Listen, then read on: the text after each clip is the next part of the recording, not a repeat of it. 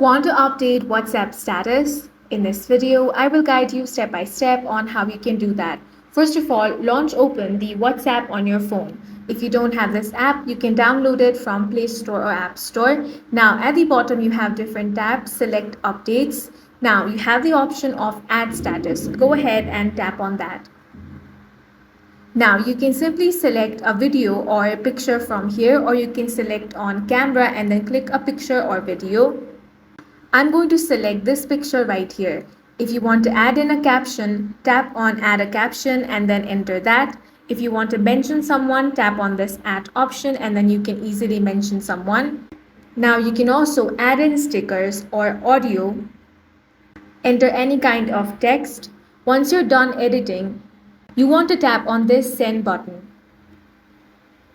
Now wait for some time. Then your status will be updated.